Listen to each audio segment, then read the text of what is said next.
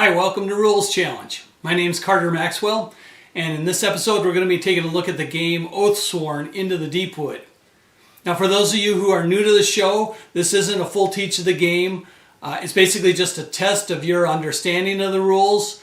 I'll run through a game more or less like I'm playing a real game, but occasionally I'll stop it and just ask legal or illegal. And your job is to figure out if what you watched in that preceding section had been done correctly. Before we get into the challenge, a couple things I should mention. I do make an effort to limit the spoilers. Most everything you'll see here you would already know about just from looking at the cover of the box. In fact, I think I'm even using the same Oathsworn characters that are on the cover. Even as far as the stage cards go, I made sure that I only use cards from stage 1, so you won't even see much that goes too deep into the first chapter of the game. Another thing is, the rule book specifies that you designate a start player and that play goes from them and that players can pass if they're not ready to take their turn.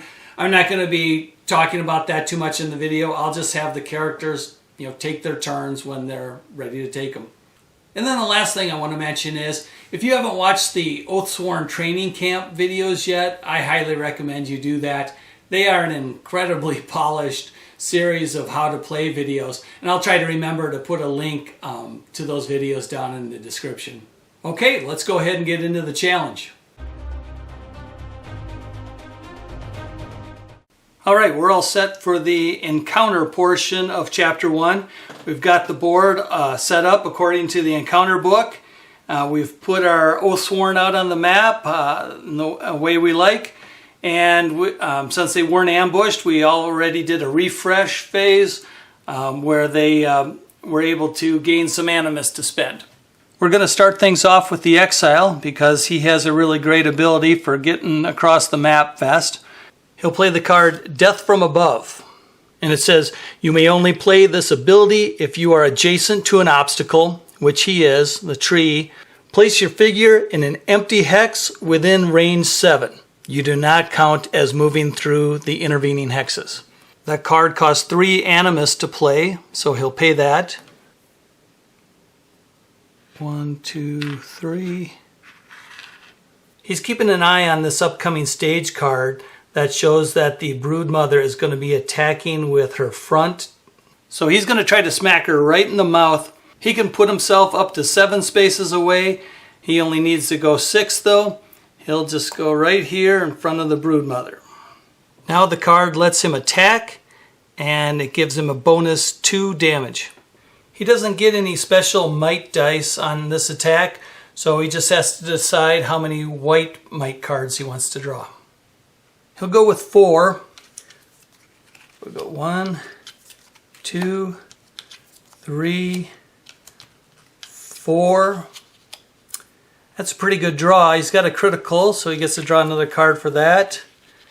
And that's a miss, but we can ignore that. Since he drew a critical, he's going to take advantage of that and play one of his hatchets.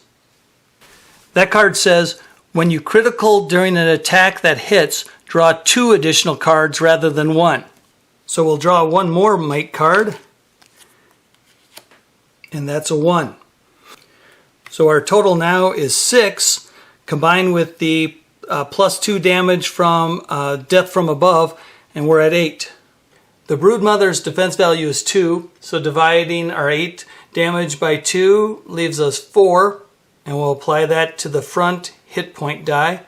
So we'll reduce that from 6 to 2. Now we need to finish up our attack. We'll discard our might cards. Before I forget, the Exile is going to take advantage of one of his special abilities. That's Unbound Rage. It says whenever you draw a critical during an attack that hits, gain 1 animus and a max of 1 per attack. He did get a critical that attack, so we'll move an animus to the right side. We'll put that hatchet we used into cooldown position 3. And by the way, I didn't mention earlier that I didn't spend any animus because that's a 0 animus card to play. And then we'll put the ability card he played into cooldown position 3 as well. And since the hatchet is already there, we'll Battleflow that into position 2. And that wraps up that action for the exile.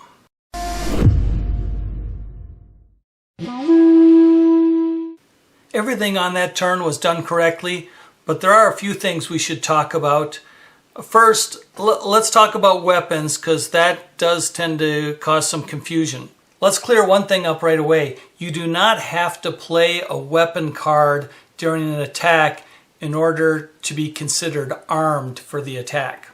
So the only reason the exile used this card here was to gain the benefit down here, which is not a passive ability, which does have to be played in order to be triggered.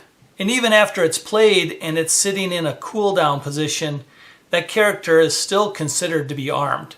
And with weapons that provide might dice, like with the Ranger's short bow, you still get the benefit of that extra die even when that weapon is in a cooldown position. That continues to be a passive ability. One thing on that turn that sometimes strikes people as illegal was the fact that the exile's hatchet was placed on cooldown before the Death from Above card, even though Death from Above was played first. But that's correct. When you play an item while you're in the midst of resolving an ability card, you actually do get to place that item on cooldown before the ability card. To me, that seems fairly intuitive, because you play the hatchet, for an immediate benefit, but you're continuing to resolve the various effects from this ability card you've played. I just want to say something about the might cards quick. I think they're great. I've been using them, but for newer players, understanding the distributions is not necessarily all that intuitive. I would keep an example of each colored die at the table, just so people can pick them up and kind of see for themselves, or what the odds are on any particular die. I think that kind of sticks in their mind a little bit better than just telling them what the distributions are across these decks. All right, our free company knows that they should probably try to finish busting up the front of this brood mother before she can do her gnaw attack on the exile. And the archer, or the ranger, is in pretty good position to take care of that. So we'll have her go next. So she'll play her long shot ability card. She'll pay 4 animus to play that card. 1, 2, 3, 4. That card will allow her to do an attack at +2 range. Her short bow already had a range of 4, so now she can reach a target that's 6 away. So that looks like it'll put her in range of 2 different locations on the broodmother. She's 1, 2, 3, 4, 5, 6 away from the right flank, and she's 1, 2, 3, 4, 5, 6 away from the front. We'll check the line of sight, and the line of sight to either location is good. The closest one to being blocked would be the right flank, but from the closest corner to closest corner, that is clear of the tree. The long shot ability is also going to increase her damage here.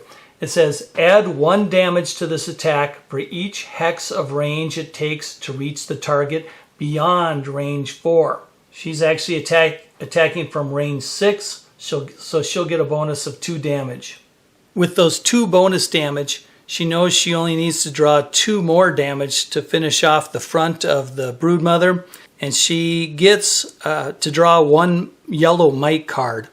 So she's going to keep it fairly conservative here, and in addition to the 1 yellow, just draw 2 more white cards. She'll go ahead and reveal those. We have a 1, a miss, and a 3 with no criticals. Now to calculate the hit point loss for the broodmother, we've got 3, 4, the bonus 2 for a total of 6. Broodmother's defense is 2, so we can reduce her hit point die by 3. The ranger has a decision to make now. She's able to remove 3 hit points from the broodmother's right flank if she decides to target that. But if she targets the front, she is wasting one of them, but she decides that's too important, so she's going to apply all 3 of those hit point losses to this die and remove it. And we'll discard the might cards. Actually, I'll just get these out of the way totally. She'll place that long shot card in cooldown position 1. And next up, we'll need to resolve breaking that location on the Broodmother.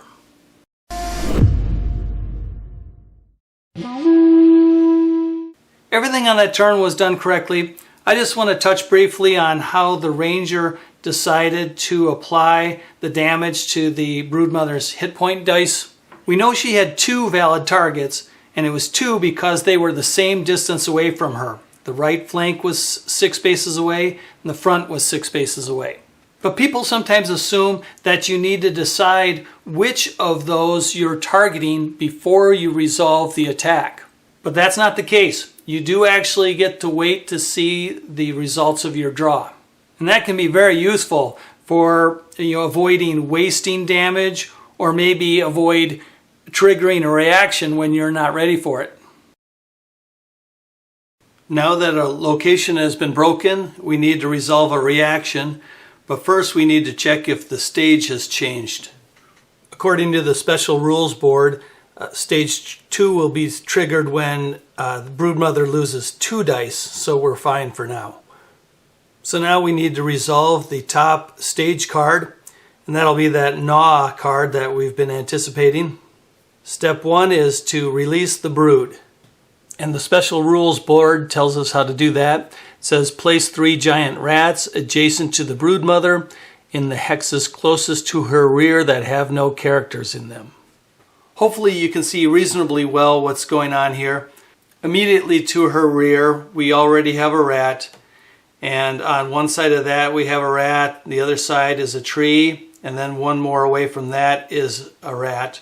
So of the open spaces that are adjacent to her, the closest one to the rear would be right here. So we'll place the first new rat there. Then the next 2 possible spaces are here. Following our north then west rule, we'll put the next rat here. And then the 3rd rat would go here. The next step says move 7 to her target. Before she does that though, the Warden is going to interrupt with Taunt. It says you can play this after a stage card is drawn or before an enemy moves. And the Warden doesn't have to spend any Animus because this is a 0 Animus card. The card says force 1 enemy within range 6 to focus on you rather than their current target. The stage card is resolved with you being the target of that enemy. We'll first verify that the Warden is in fact within range 6. 1, 2, 3, 4, 5. We'll place the Taunt card in cooldown position 3, and now we can continue on with resolving the stage card. So we still need to move the Broodmother 7 to her target, but now her target will be the Warden here, and she's got a direct path to him, 1, 2, 3, 4 spaces. So we'll move there. Let's see that. He's on the skull. And then I'll return our exile to that skull space. Step 3 of the stage card says to attack the target with her front. That front location is broken though. So instead of drawing 2 red dice and 3 yellow, we'll draw 1 red die and 3 yellow. So we'll draw those. 1 red, 3 yellow.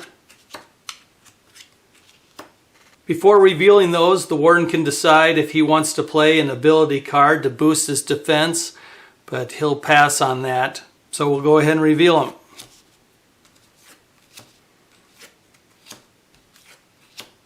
The total damage is 3, 4, 5, 6. We'll divide that 6 damage by the Warden's defense value, which is 4. That leaves us with 1.5 of damage, rounded down to 1. So we'll reduce the Warden's hit point die from 6 to 5. We'll discard the might cards. Continuing on with the stage card, step 4 says move 3 southwest. I'll turn the Broodmother in her direction of travel. 3 spaces southwest will put her front edge right here. So the center space would be here. So that's going to end up pushing our ranger out to there and destroying the tree. So 1, 2, 3. And then I'll turn the broodmother to face the nearest Oathsworn. We can discard that stage card now and flip over the next one for a preview. And that completes the reaction.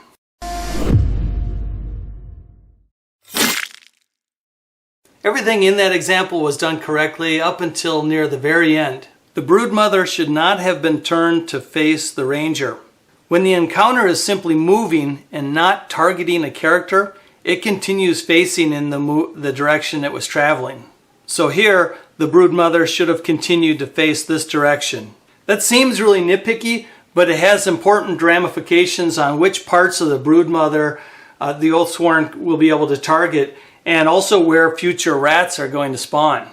Another thing I want to highlight, though it was done correctly here, is the distinction between moving to a target and just moving in a direction. Taking the Gnaw card as an example, it says move 7 to her target. Now you should really be reading that as move up to 7 to her target. In other words, if she reaches the target in just one move or two or whatever, the encounter doesn't just continue plowing forward. They would stop when they are adjacent to their target. So in this example, the broodmother only moved 4 until she reached the warden.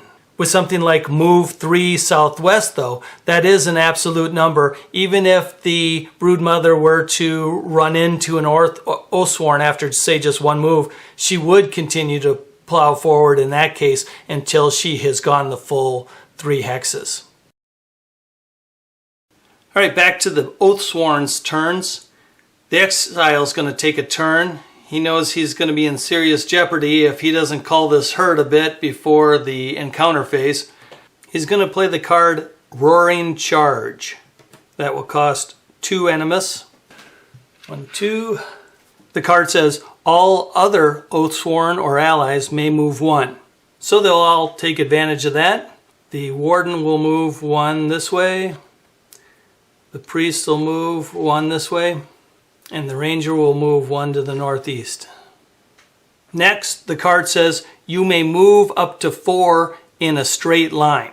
The exile will opt to go 3 straight ahead. 1, 2, 3. He'll place Roaring Charge into cooldown position 2 and Battleflow the Hatchet into position 1. He wants to put himself in a better position to make use of one of his ability cards, so he'll move 1 to the southwest. And he'll spend an animus to pay for that movement. He's down to 1 animus, and that won't be enough to play the ability card he wants, so he's going to spend this gain 2 animus token and gain 2 animus. The exile is going to take another turn and play another ability card, but before he does that, he's going to turn to face the middle of these 3 rats here to put himself in better position to use the card. And then he'll play his Reap card. That costs 3 animus, so he'll pay that. 1, 2, 3. The card says, Attack, Area of Effect. This attack targets up to 3 adjacent hexes in your front arc. If you kill any enemies, gain an empowered token. Attack once and apply to all targets. The card gives a little picture of how the targeting can work. So the exile will target these 3 rats here. Now the exile needs to draw might cards, and he'll go with 3. So 1, 2, 3. That's already double what he needs to wipe out the rats. So he'll just pass on doing an extra draw from this critical. Again, he'll make use of his special ability to gain an animus because he drew a critical. Now he'll calculate the damage to the rats. He did 4 damage. The rat's defense value is 2. 4 divided by 2 is 2. And each rat only has 1 hit point of health, so that will wipe them all out. So we'll remove them from the board. As we saw earlier, the exile gets to gain an empowered token if he kills any enemies. So he'll do that now. We'll discard the might cards. We'll place Reap in cooldown position 2 and Battleflow Roaring Charge into position 1. And that finishes the Exile's action.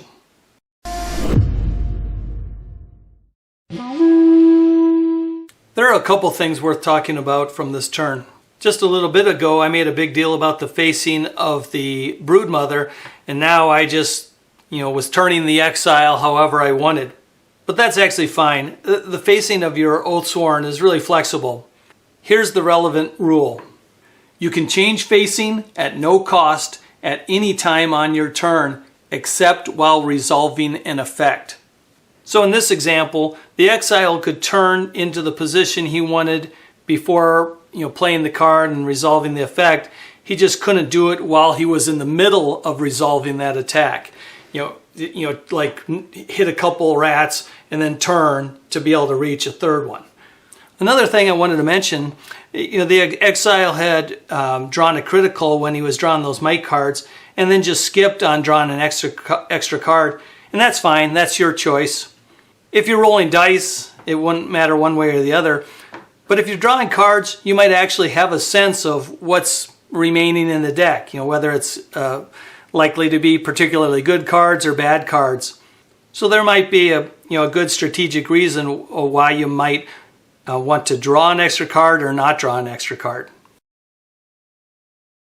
Now the Warden's going to take a turn, and he's already in position to do a melee attack, so he'll go ahead and play the card Measured Blow. That card has a variable cost depending on what option you go with. The Warden will go with the attack, so that'll cost 3 Animus. He'll pay those. 1, 2, 3. This attack won't have any special attributes, and he doesn't get any special might dice, so he just has to decide how many white might cards he's going to draw. He decides to draw 4, so we'll do that. 1, 2, 3, 4. So there's just one miss there, so it hits for a total of 4 damage. He's adjacent to both the front and the left flank of the Broodmother, so it's his choice which to target, and he'll target the left flank. We'll take those 4 damage, divide it by the defense value of 2 for a result of 2, and so we'll reduce the left flank by 2 hit points from 6 to 4. We'll discard our might cards. We'll place the ability card in cooldown position 0, and that finishes the Warden's action.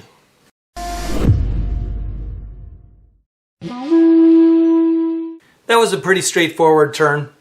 One thing that I think is noteworthy is that even though the Warden could target the front as well as the left flank, targeting the front really was a mere technicality here. Sometimes in a situation like that, players will deliberately target the location that's missing a hit point die, thinking that then they'll have the option of applying the damage to any of the next closest dice to that location. But we're not interested in which dice are closest to this on the board. We're interested in which dice are closest to the Warden. And the next closest die to the Warden was the left flank. So regardless of whether he had targeted the front or the left flank, that's where the damage would have been done. The priest wants to start getting in on the action, so he's going to play a card, Righteous Advance. That card says, pay any amount of Animus. Move 2 for each Animus paid. This movement must be in a straight line. The priest wants to move 2, so he'll pay 1 Animus for that. He'll move 2 spaces in a straight line, past the ranger, and end adjacent to the Broodmother and turn to face her. And then he'll place that card into cooldown position 1. Now the priest is going to play the card Heavy Blow, and he wants to use the attack effect on that, so that'll cost 3 Animus. So he'll spend that. The Heavy Blow attack is just a standard attack, but the priest will get 1 yellow might card. So he'll draw the yellow, and then he'll decide to draw 3 additional white cards.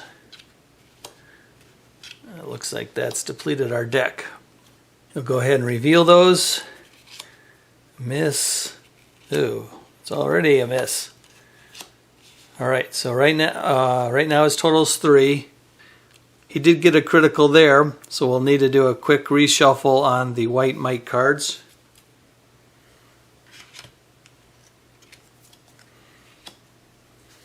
Now the priest needs to decide what he's going to do about this missed attack. He could just live with it, but he has a couple redraw tokens, so he's going to go ahead and spend one of those to ignore this yellow card and draw a new one. And a critical 3 is much better. We'll draw an extra yellow for that, and it's a 1. So now the attack is a hit, and he's at 4, 5, 6, 7, 8. He wants to take advantage of those criticals he drew, so he's going to play his Great Maul weapon. That will cost 0 animus. The card says, when you critical during an attack that hits, add 2 damage and 2 knockback to the attack. So that will move the damage up from 8 to 10. The priest is standing directly in front of the broodmother, and that location is broken, so he'll have his choice from these 3 of the next closest hit point die. And he'll go right after the core. So taking the 10 damage divided by 2 leaves 5 hit points we can reduce. So I'll change that from a 6 to a 1. Now the Great Maul does say add 2 damage and 2 knockback to the attack, but the knockback doesn't necessarily do the priest any good. He actually wants to keep the broodmother close where he knows the warden is ready to bring another attack, so he's just going to pass on that effect. So now he'll put the Great Maul on cooldown in position 2 and Heavy Blow on cooldown in position 0. And to wrap up the action, he'll discard these might cards.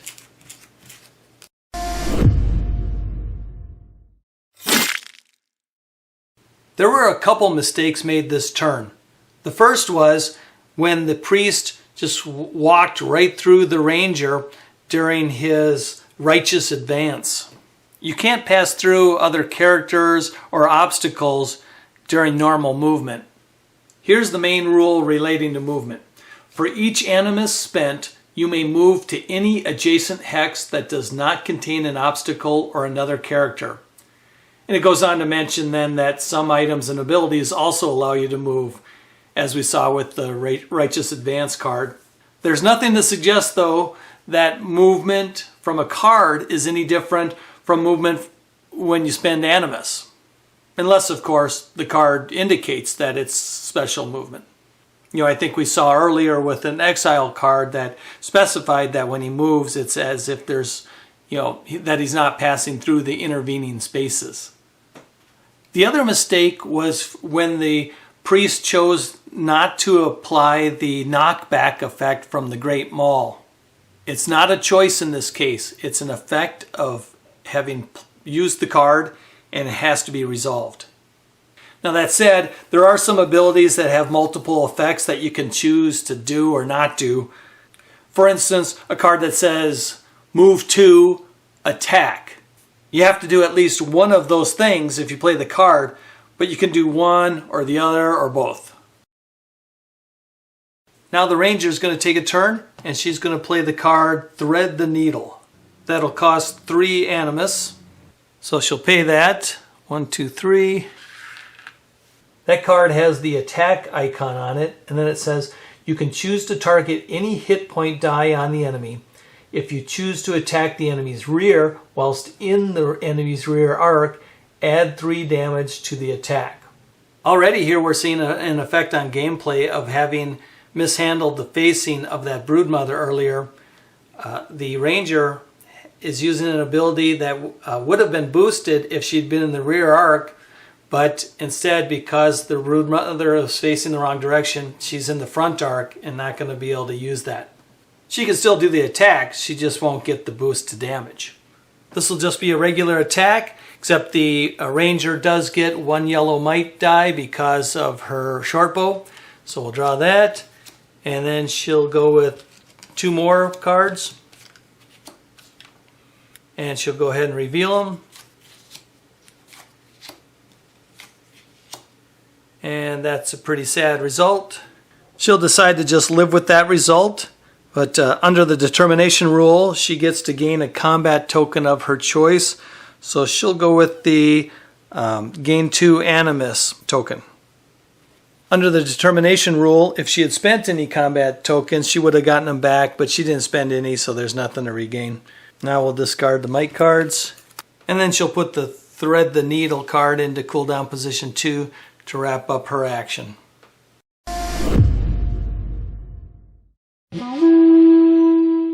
Not a lot occurred on that turn, so not really much to comment on, except, I will emphasize to make use of that determination rule. Don't forget about that. I find that to be a very powerful offset to some bad luck in your card draws or dice rolls.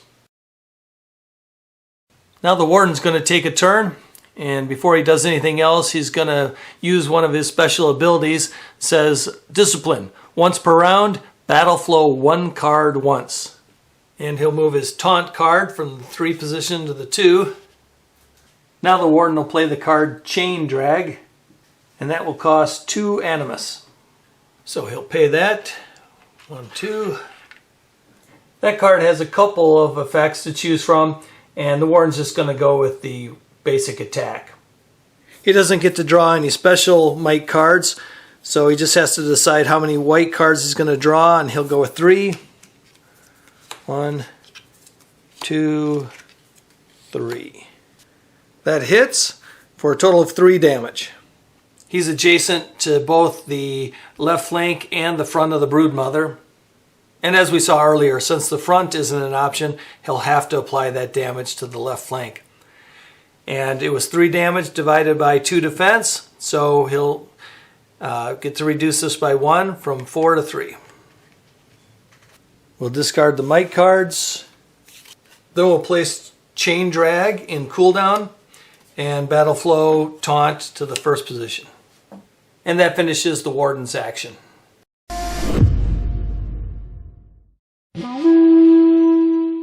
Everything was done correctly that turn.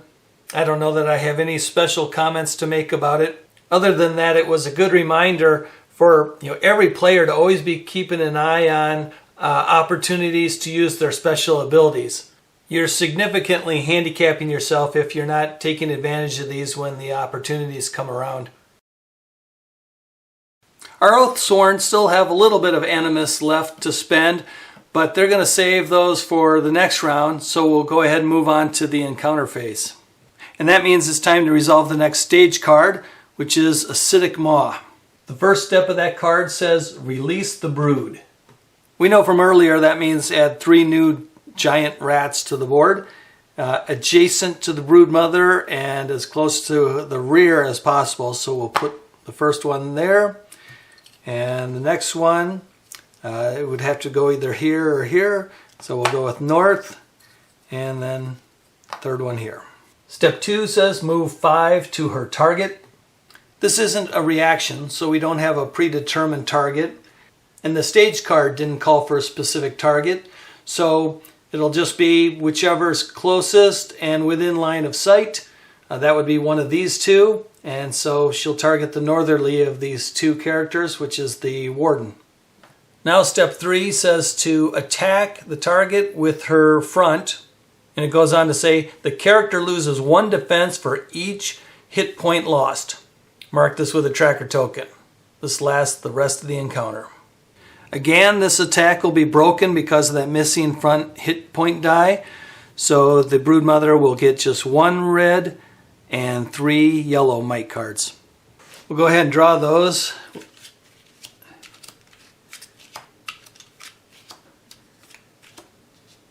And now the Warden needs to decide if he's going to play a card to boost his defense.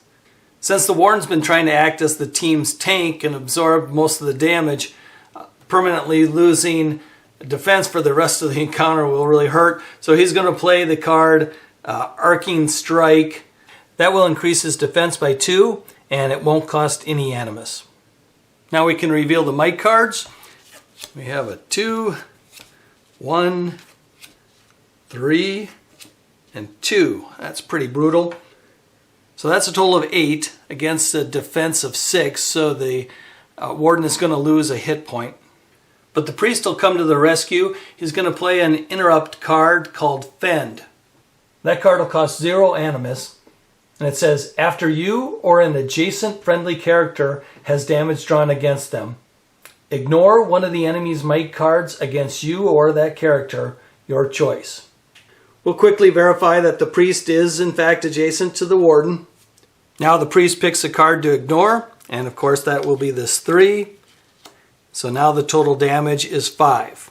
5 damage divided by the 6 defense is less than 1, so that'll be rounded down to 0, and the warden won't take any hit point loss. We'll discard the might cards. We'll place Fend in the priest's cooldown position 3. We'll place Arcing Strike in cooldown position 2 and Battleflow Chain Drag into position 1. The final step of the stage card says move 4 northeast. So we'll turn the Broodmother to face northeast, and then we'll move her 4, counting from the front edge. 1, 2, 3, 4. So we'll place her right here. We'll discard Acidic Maw and turn face up the next stage card. And that wraps up the stage card portion of the encounter phase.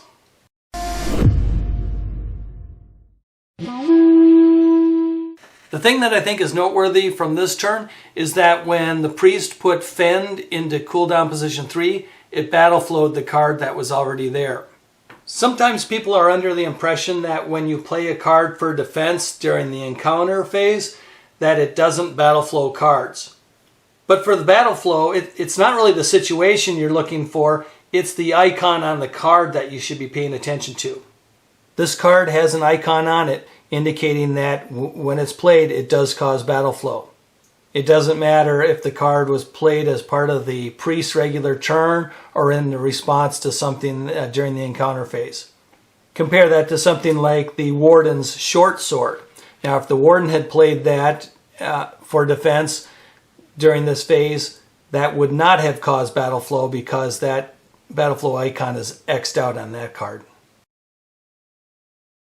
Now to wrap up the encounter phase, the minions will need to take their turn. We'll keep in mind that they have the mob keyword and they move 6 to their target and then attack. We'll start out with this northerly group of rats. This one will move 1. This one has to get around the tree to reach the exile. He'll go 1, 2. And this one will go 1, 2. Then we'll move our southerly group of rats. This one will go 1, 2. This one will go 1, 2, 3 and face the warden. This one sort of looks like he should be able to reach the priest in 3, but that's not a hex. So he'll go this way to reach the warden. 1, 2, 3, 4. Now we need to resolve the northerly attack. That'll be 3 rats attacking the exile. Each rat will get 1 yellow might card and 1 white might card. So we'll draw 3 yellow and 3 white. Oops. And before we reveal them, the exile will have a chance to play a defense card. And the exile will play Headbutt, which will raise his defense value by 3. So that will bring him up from a 2 to a 5 for this attack. Now we'll reveal the might cards. We're at 0, 3, 5, 6, 7. 7 damage divided by 5 defense is less than 2, so that'll round down to 1. So we'll reduce the exile's hit point die from 5 to 4. We'll discard the might cards. We'll place Headbutt in cooldown position 3 and Battleflow the card that was there into position 2. Now we'll resolve the other attack. That will be these 3 rats attacking the warden as a mob. Again, we'll be drawing 3 yellow and 3 white.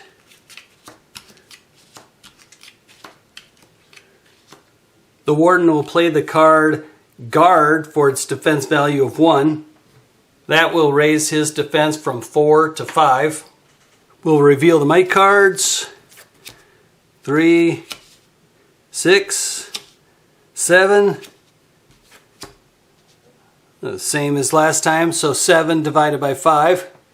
So again, that result is less than 2. We'll round it down to 1. We'll reduce this die from a 5 to a 4. We'll discard the might cards. We'll place guard into cooldown position 1 and Battleflow all the cards there into position 0. All the giant rats on the board have been activated, so that wraps up the minions' turn and the entire encounter phase.